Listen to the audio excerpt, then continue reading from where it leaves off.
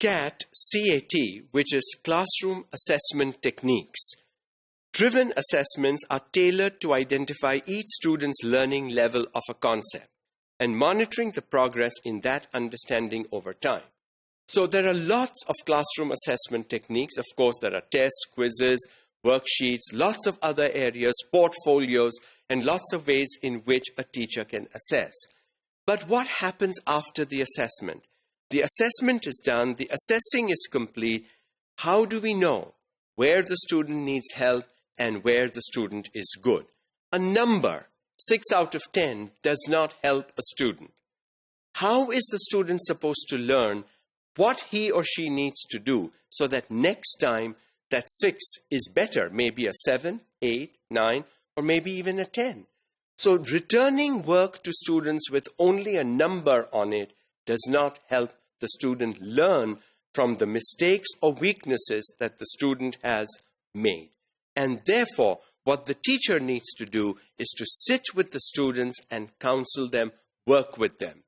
In a technology-enabled classroom, this assessment is automatically built into the system or the software so that when a student makes a mistake, it immediately tells the student, this is incorrect, why it is incorrect, what the right response is, and then puts the student into practicing more problems in the same area to make sure that the student has learned from the initial mistake the student made.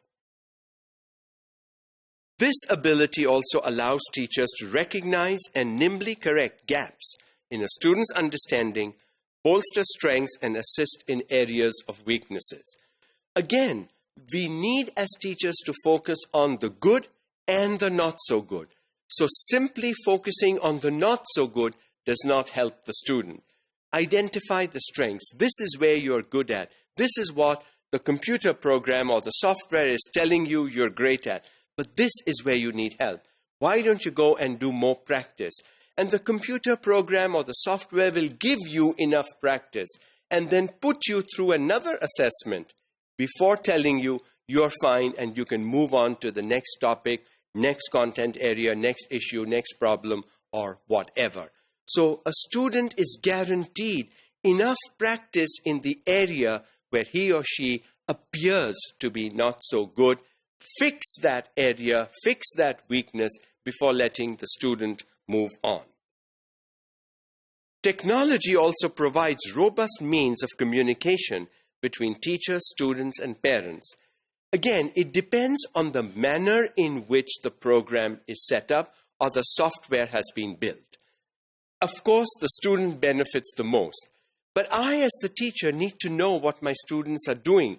If the software program has a built-in teacher communicator or a parent communicator where the parents begin to also understand how their child is doing, what the child is good at, where the child needs help, and what the school, the classroom, the teacher, and technology are doing to help that kid learn better.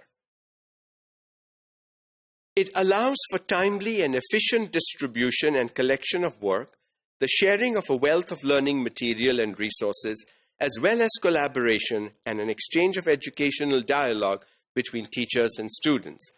Now, it is important to understand that in a traditional classroom, when you ask a teacher to repeat something or to teach something again, and a lot of times reteaching is necessary, but if you teach the same way, you taught this concept X way 2 days ago, there is no sense teaching that concept again X way, because if the student was to gain anything from the X way, he would have gained it the first time you did it.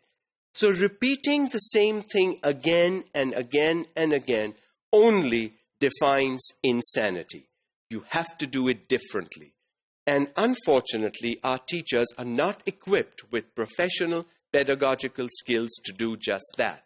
So when you use a technology-enabled program, that program, if it needs to reteach, will do it differently because that is built in. If method A didn't work, the next time method B or method C or method X or Y or whatever will be used. So programs come with built-in multiplicities of teaching approaches, methods, and strategies. So a student who does not get it the first time, hopefully will get it the next time. And so teaching pedagogy skills built into the software program in a technology-enabled classroom would definitely help the student learn better when the computer reteaches that concept or topic to the child. That is important.